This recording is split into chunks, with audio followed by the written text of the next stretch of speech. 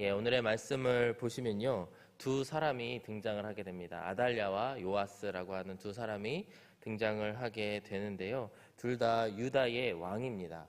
아달랴라고 하는 사람은 여자인데 그가 여호람 왕의 왕비였고 또 아하시아 왕의 어머니였습니다.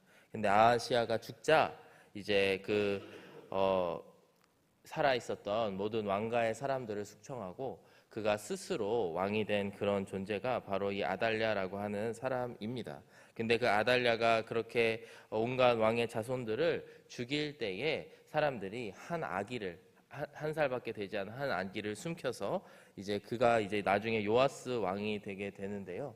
그 왕자를 통하여서 왕자를 잘 보존하여서 이후에 이 아달랴 왕을 패하고 요아스 왕을 세우는 이야기가 오늘 이야기입니다. 아달랴가 누구냐라고 한다면 그는 북이스라엘의 그 유명한 아합 왕의 딸인데요. 그의 어머니가 이세벨이었습니다.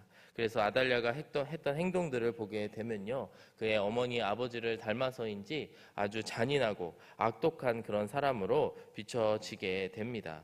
열왕기하 11장 1절에서 3절까지의 말씀을 보시면요, 이 아달랴가 했던 일들이 나타나게 됩니다. 아하시아의 어머니 아달랴가 그의 아들이 죽은 것을 보고 일어나 왕의 자손을 모두 멸절하였으나 그러나 이제 요아스를 살리게 됩니다. 2절과 3절의 말씀입니다. 요람 왕의 딸 아하시아의 누이 여호세바가 아하시아의 아들 요아스를 왕자들이 죽임을 당하는 중에서 빼내어 그와 그의 유모를 침실에 숨겨 아달랴를 피하여 죽임을 당하지 아니하게 한지라. 요아스가 그와 함께 여호와의 성전에 6년을 숨어 있는 동안에 아달랴가 나라를 다스렸더라. 이렇게 묘사하고 있습니다. 즉 이것을 보면요, 자기의 아들이 죽자 왕위의 눈이 먼 이 아달랴라고 하는 사람이 자신의 손자들을 물론이거니와 그 왕가에 있는 모든 사람들을 죽이게 된 것이죠. 그리고 스스로의 힘으로 왕이 되었습니다.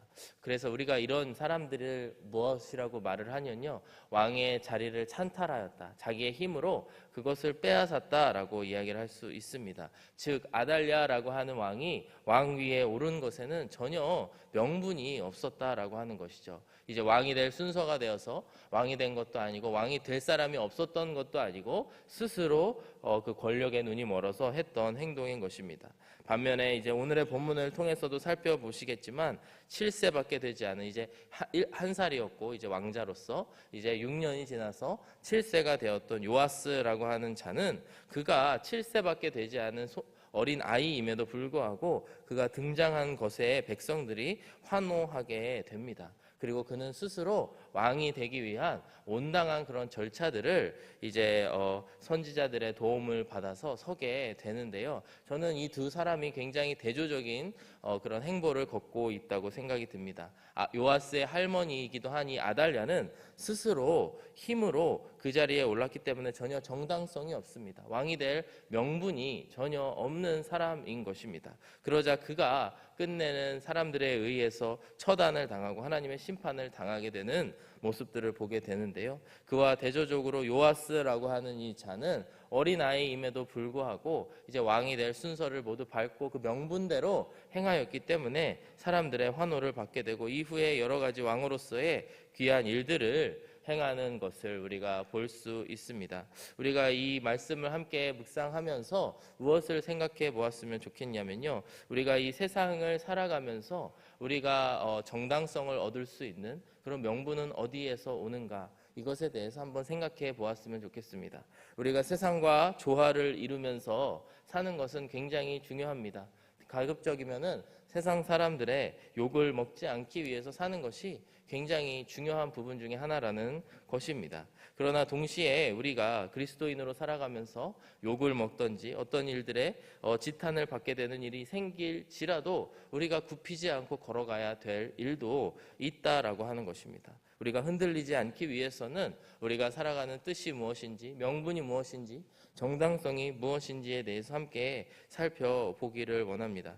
예수님께서도 분명히 말씀하셨듯이 사람이 떡만으로 살 수가 없기 때문에 우리가 살아가는 뜻이 어디에 있어야 되는지, 무엇이 하나님의 뜻에 합당한 삶인지를 오늘의 말씀을 통해 또 요아스의 그 행보를 통하여서 함께 살펴보기를 원합니다. 먼저 첫 번째로 우리의 살아가는 명분은 어디에서 오느냐? 바로 하나님의 규례에서 온다라고 하는 것을 볼 수가 있습니다. 오늘의 본문 13절과 14절의 말씀을 보시게 되면요, 이렇게 이야기합니다. 아달랴가 호위병과 백성의 소리를 듣고 여호와의 성전에 들어가 백성에게 이르러 봄에 왕이 규례대로 단 위에 섰고 장관들과 나팔수가 왕의 곁에 모셔 섰으며 온 백성이 즐거워하여 나팔을 부는지라. 아달랴가 옷을 찢으며 외치되 반역이로다 반역이로다 하매라고 나와 있습니다. 이 앞전의 상황을 보시게 되면요, 어떤 일이 일어나게 되냐면요, 이제 제사장 여호야다를 중심으로 하여서 다시 유다의 왕을 올바른 왕으로, 즉 요아스로 회복하는 계획들이 세워지게 됩니다. 그리고 그 일이 실행되는 일들이 이제 일어나게 되는데요, 여기서 14절의 말씀에서 이 열왕기서의 이 저자가 이제 강조해서 사용하고 있는 말이 바로 이것입니다. 왕이 규례대로 단 위에 섰다. 즉 이 어린 7세밖에 되지 않은 왕이었지만 그는 모든 일들을 규례대로 행하였다라고 하는 것을 볼 수가 있습니다. 지난 우리 열왕기하 11장 이제 4절에서 11절까지의 말씀을 보시게 되면요, 이제 그 요아스라고 하는 왕이 되어가는 그 장면들을 보게 되는데요, 12절의 말씀을 대표로 보시게 되면요, 여기서 이제 어떻게 왕으로 세워지는지가 나타나게 됩니다. 11장 12절의 말씀에 여호야다 즉 제사장이 왕자를 인도하여 내어 왕관을 씌우고 율법책을 주고 기름을 부어 왕으로 삼음에 무리가 박수하며 왕의 만세를 부르니라 이렇게 나와 있습니다. 즉 이스라엘의 왕 또 유다의 왕이 되기 위해서 필요한 절차들이 있는 것입니다. 첫 번째는 왕관을 씌우고 그의 머리에 이 면류관을 씌워주면서 하나님의 율법책을 주는 것이 하나의 왕이 되었음을 나타내는 그런 표시인 것입니다. 이것은 무엇이냐면 바로 왕으로 세워지면서 하나님의 말씀만을 붙들고 살아가겠노라 하는 다짐을 왕이 하나님 앞에 하는 것입니다. 그 이후에 기름을 부어 그 왕의 머리에 기름을 부음으로써 하나님께서 이 왕을 선택하셔서 이제 이스라엘의 혹은 남유다의 왕이 되었다라고 하는 것을 선포하는 자리가 이제 왕의 대관식의 중요한 부분이라고 할 수 있습니다. 끝으로 이제 무리가 박수하며 왕의 만세를 부르니라라고 하는 장면을 통해서 그것을 백성들이 보고 하나님의 뜻이 무엇인지를 알고 환호하고 받아들이는 것이 왕이 되는 절차였던 것입니다. 아달랴는 이 모든 과정들을 생략할 수밖에 없었겠죠. 왜냐하면 왕의 자리를 찬탈하였기 때문입니다. 하나님의 규례대로 행하지 않는, 시작부터 행하지 아니하였고 그의 6년의 치세의 기간 동안이 하나님의 율법에 따라 하나님의 뜻에 따라 전혀 행하지 않았던 그런 일들이 바로 오늘의 말씀을 통해서 볼 수 있는 아달랴의 모습이라고 할 수가 있습니다. 그런데 오늘 본문 14절의 마지막 부분을 보시게 되면요, 아달랴가 이와 같이 요아스가 와서 왕의 자리에 오르는 모습을 보면서 이렇게 외칩니다. 반역이로다 반역이로다 이렇게 이야기를 합니다. 우리가 이 이야기를 객관적으로 봤을 때 정말 이해를 할 수가 없죠. 반역은 누가 했습니까? 아달랴가 하나님께 반역하였고 아달랴가 그 왕의 다윗 왕조에게 반역하였던 것인데 이제는 스스로 그것이 반역이로다 반역이로다 이야기하면서 공허한 외침만을 하고 있는 그런 일들을 볼 수가 있습니다. 우리가 살아가고 있는 이 포스트 모더니즘 시대라고 부르고 있는데요, 바로 모두의 뜻이 왕과 같은 자기의 뜻이 하나님의 뜻인 양 생각하고 이야기하는 시대가 포스트 모더니즘 시대라고 합니다. 그래서 예전에는 나라고 하는 작은 사람의 의견이 크게 이 사회에서 중요하지 않았지만 우리의 목소리가 커져서 그런 좋은 부분도 있지만 반면에 그 이면에는 그 누구의 말도 기준이 되는 말이 없는, 스스로 나도 옳고 너도 옳고 모두가 옳다라고 하는 게 바로 우리가 살아가고 있는 이 포스트 모더니즘의 시대입니다. 우리가 살아가고 있는 이 시대 가운데에 아달랴의 이 말 반역이로다 반역이로다 라고 하는 말은 우리에게 있어서 중요한 경각심을 일으키게 합니다. 왜냐하면 우리 모두가 그렇게 살아갈 수 있기 때문인 것입니다. 중요한 것은 하나님의 뜻과 규례인데 그것을 기준으로 하지 않고 나라고 하는 한 사람이 규례가 되어서 가정을 판단하고 직장을 판단하고 또 더 나아가 교회에서의 여러 일들을 판단하는 일들이 우리 가운데에 일어날 수 있다라고 하는 것입니다. 베드로후서 2장 6절과 7절의 말씀을 보시면요, 그곳에서는 이제 창세기에 나오는 소돔과 고모라를 평가하고 있습니다. 근데 거기서 가장 중요한 단어 중에 하나가 바로 무법이라고 하는 단어인데요, 그것이 소돔과 고모라가 무법 천지가 되어서 그것이 있었다라고 하는 표현이기도 하지만 동시에 그곳에 하나님의 법이 없었고 서로가 서로에게 너가 나에게 반역했다라고 이야기하는 곳이라는 것입니다. 6절과 7절의 말씀 함께 보시겠습니다. 소돔과 고모라 성을 멸망하기로 정하여 죄가 되게 하사 후세에 경건하지 아니할 자들에게 본을 삼으셨으며 무법한 자들의 음란한 행실로 말미암아 고통당하는 의로운 롯을 건지셨으니, 이렇게 말씀하고 있습니다. 즉 우리 가운데에 하나님의 그 규례를 세우지 않는 것, 무법자로 살아가는 것이 바로 우리의 죄악된 모습임을 성경은 이야기하고 있습니다. 신명기 17장 12절의 말씀에서도 이제 약속의 땅에 들어가는 이스라엘 민족에게 모세는 이렇게 하나님의 뜻을 전하고 있습니다. 사람이 만일 무법하게 행하고 내 하나님 여호와 앞에 서서 섬기는 제사장이나 재판장에게 듣지 아니하거든 그 사람을 죽여 이스라엘 중에서 악을 제하여 버리라. 즉 무법하게 행동하는 것이야말로 그 가운데 제해야 될 그런 악이라고 하는 것을 모세도 이야기하고 있다라고 하는 것입니다. 그렇기 때문에 우리가 우리 스스로의 인간의 뜻을 이제 누르고 하나님의 뜻이 무엇인지, 하나님의 규례대로 행하는 것이 무엇인지를 항상 고민하고 생각하는 것이 너무나 중요하다라고 하는 것입니다. 그리고 그것이야말로 우리가 그리스도인으로서 살아가면서 결코 이룰 수 없는 정당성과 명분을 얻을 수 있는 길이다라고 하는 것입니다. 즉 하나님의 말씀을 기준으로 나의 이 행동이 옳았는가 틀렸는가를 생각해 볼 수 있다라고 하는 것입니다. 오늘도 그 말씀의 반석 위에 서셔서 하나님의 규례대로 행하시는 저와 여러분들이 되시기를 주님의 이름으로 축복합니다.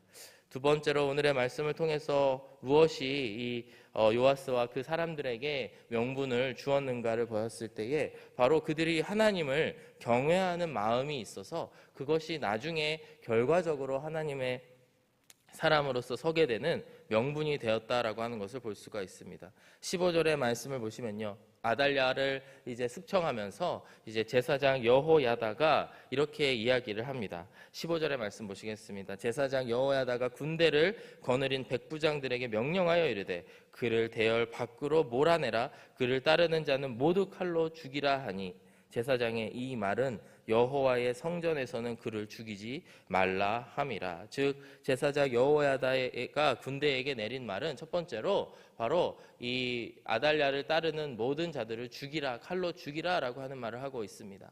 그런데 이제 15장 후반부에 보시면요, 이 제사장의 말을 조금 더 해석해서 이야기를 하고 있습니다. 15절 후반부를 보시겠습니다.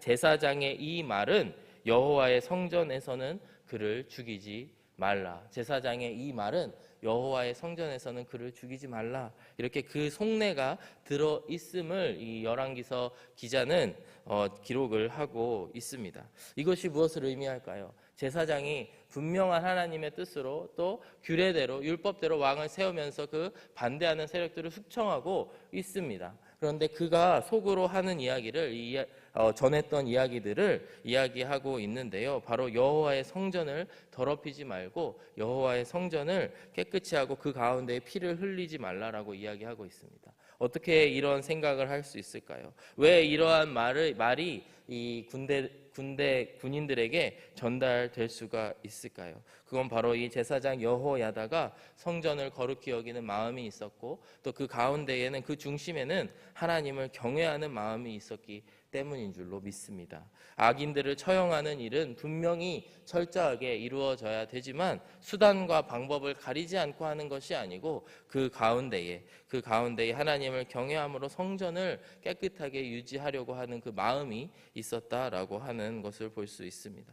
역사적으로 봤을 때 무도하고 악한 그런 집단들이 계속해서 회자되는 경우들이 있죠. 예를 들면 독일의 나치라고 하든지 아니면 어떠한 악한 그런 세력들이 있습니다. 누가 봐도 너무나 악한 자들이기 때문에 모든 역사가 그들을 악한 집단의 사람이었다라고 기록을 하고 있죠. 그런데 이런 사람들의 만행의 특징이 무엇이냐라고 한다면 최소한의 선을 지키지 않는 그런 일들을 범했기 때문입니다. 사람으로서, 인간으로서 해서는 안 되는 행동을 함으로 인해서 그들로 말미암아 최소한의 인간적인 면들이 무너졌기 때문에 그렇게 역사적으로 계속해서 길이길이 비판을 받게 된다라고 하는 것이죠. 오늘 여호야다의 이런 모습들, 제사장의 모습을 통해서 볼 수 있는 것이 그는 정말로 중심에 하나님이 있었고 하나님을 경외하는 마음이 있었다라고 하는 것을 볼 수가 있습니다. 우리 신앙인들에게도 최소한의 선이 있죠. 주일 성수를 한다거나 11조를 드린다거나 또 하나님 앞에 헌금 생활을 한다거나 여러 가지 또 우리가 지켜야 될 최소한의 선들이 있습니다. 때로는 이것들이 율법적이라고 해서 비판하거나 이게 다 무용론을 이야기하거나 그런 경우들도 있지만 사실 이러한 최소한의 선이 우리에게 주는 그러한 유익함도 많이 있는 것이죠. 우리의 신앙의 틀을 마련해 주기 때문입니다. 아마도 오늘 여호야다의 이런 모습을 보면서 어떤 군인들은 답답하게 왜 저렇게 용서를 해주시나, 뭔가 이 당장 처단을 하지 않으시나 이렇게 생각할 수도 있겠지만 여호야다는 거룩한 성전을 지키기에 그 마음을 다하였고 심판을, 그 결과를 하나님께 맡겨드리는 모습들이 볼 수 있습니다. 16절의 말씀을 보시면요, 결국에 그가 도망가는 길에 아달랴가 심판을 받게 됩니다. 이에 그의 길을 열어주매 그가 왕궁의 말이 다니는 길로 가다가 거기서 죽임을 당하였더라, 이렇게 기록을 하고 있습니다. 이것이 아달랴의 최후의 모습입니다. 계속해서 도망을 가다가 어디까지 도망을 갔냐면 왕궁으로 말이 드나드는 그 말의 길로 갔다가 거기에서 사람들을 만나 죽음을 당하게 된 것이죠. 어쩌면 여호야다의 이 하나님을 경외하는 마음을 하나님께서 들어 쓰셔서 성전은 거룩하게 지키시고 피로 물들지 않게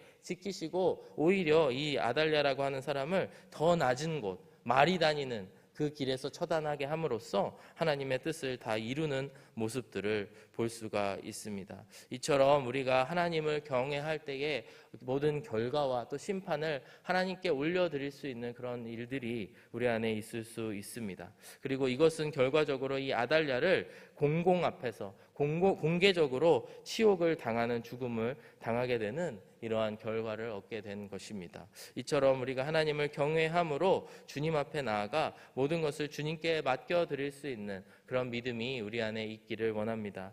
그리하여서 우리가 잠언 1장 7절의 말씀을 조금 더 마음에 새기게 되시기를 바랍니다. 여호와를 경외하는 것이 지식의 근본이거늘 미련한 자는 지혜와 훈계를 멸시하느니라 하신 말씀처럼 오늘의 말씀에서 누가 미련한 자고 누가 지혜로운 자입니까? 아달랴야말로 하나님을 경외하지 않는 미련한 자이고 동시에 여호야다 선지자는 하나님을 경외함으로 인해서 가장 지혜로운 자의 그런 모습을 보여주고 있다라고 하는 것입니다. 여호와를 경외하는 것이야말로 우리가 세울 수 있는 명분이고 우리의 정당성을 주는 것인 줄로 믿습니다.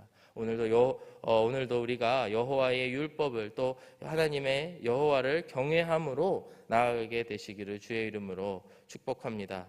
마지막 세 번째로 오늘의 말씀을 통해서 어디서 우리의 정당성이 오냐 했을 때 바로 이 하나님이 말씀하신 율법대로 행하는 것이야말로 우리에게 정당성을 또 명분을 줄 수 있음을 보여주고 있습니다. 선지자 여호야다의 개혁이 이제 17절 이하의 말씀에서 나오게 되는데요. 17절을 함께 읽어보시겠습니다. 여호야다가 왕과 백성에게 여호와와 언약을 맺어 여호와의 백성이 되게 하고 왕과 백성 사이에도 언약을 세우게 하매, 이러면서 여호야다의 개혁이 시작이 되게 됩니다. 성공적으로 요아스 왕을 왕위에 세운 이후에 이 제사장은 바로 하나님과의 관계 회복 그리고 사람들 간의 관계 회복을 위한 일들을 기울이게 됩니다. 여호와 여호와와의 언약을 맺었다라고 하는 것은 처음으로 그 관계를 맺은 것이 아니고요. 잊고 지냈던 그 하나님과의 관계, 이 어느새 그 빛이 발했던 하나님과의 관계들을 다시 한번 백성 앞에서 우리가 하나님의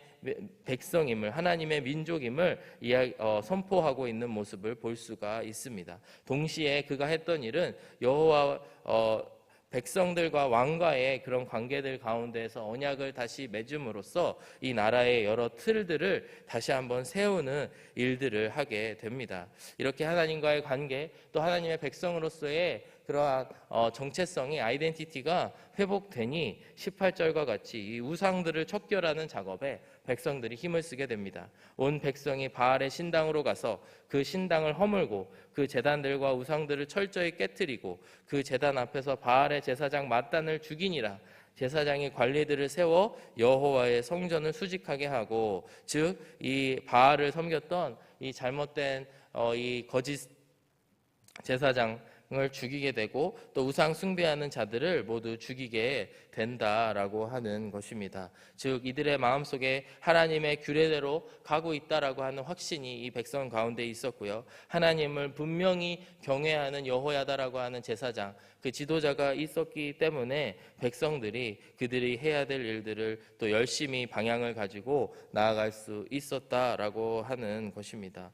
사랑하는 여러분, 우리가 오늘 한번 생각해 보았으면 좋겠습니다. 우리가 목표로 하는 삶은 어떤 삶입니까? 우리가 마땅히 나아가야 될 방향성은 어디에 있습니까? 아마도 이 어두운 암흑과 같은 시대, 영적인 암흑의 시대 가운데에 하나님의 백성들은 갈 길을 몰라 헤매고 있지 않았을까 생각하게 됩니다. 근데 여호야다라고 하는 제사장, 그리고 그 제사장을 중심으로 하여서 요아스 왕이 세워지는 이 과정을 통해서 이스라엘에 하나님의 규례가 회복되고 하나님을 경외하는 마음들이 회복되어 나아갔다라고 하는 것을 기억하시길 바랍니다. 그리고 우리의 삶 가운데에 그 마음을 가지고 말씀을 준행하면서 살아가는 일들이 넘쳐나게 되시기를 주의 이름으로 축복합니다. 말씀을 마치면서 마태복음 4장 4절을 읽음으로써 말씀을 마무리하고자 합니다. 한 목소리로 읽어보겠습니다. 시작. 예수께서 대답하여 이르시되 기록되었으되 사람이 떡으로만 살 것이 아니요 하나님의 입으로부터 나오는 모든 말씀으로 살 것이라 하였느니라 하시니. 아멘. 이 말씀처럼 우리가 떡만을 쫓는 인생이 되지 아니하고 아달랴와 같이 그의 왕위를 찬탈한 그런 자들과 같이 떡만을 쫓는 자들이 되지 아니하고 하나님의 입에서 나오는 그 말씀으로 살아가게 되시기를 주의 이름으로 축복합니다. 누구보다도 주님을 사랑하시고 주님을 경외함으로 오늘 하루를 살아가시고 승리하게 되시는 이 자리에 계신 모든 성도님들 되시길 주의 이름으로 축복합니다. 함께 기도하겠습니다. 사랑하는 아버지 하나님, 감사합니다. 오늘의 말씀을 통해서 우리가 아달랴를 살펴보고 또 요아스를 살펴보게 되고 또 선지자 여호야다를 살펴보게 됩니다. 우리가 누구와 같은 삶을 선택해야 될까요? 오늘도 하나님의 뜻을 따라 하나님의 규례대로 살아가면서 우리 그리스도인으로서의 명분 정당성을 가지고 살아갈 수 있는 저희들이 되게 하여 주시옵소서. 우리의 삶 가운데에 함께 하셔서 늘 우리를 도우시는 성령님을 의지하면서 살아가기를 원합니다. 오늘도 주님의 뜻을 따라 거룩하게 살아가며 하나님을 경외함으로 살아갈 수 있도록 인도하여 주옵소서. 감사드리며 예수 그리스도의 이름으로 기도드렸습니다. 아멘.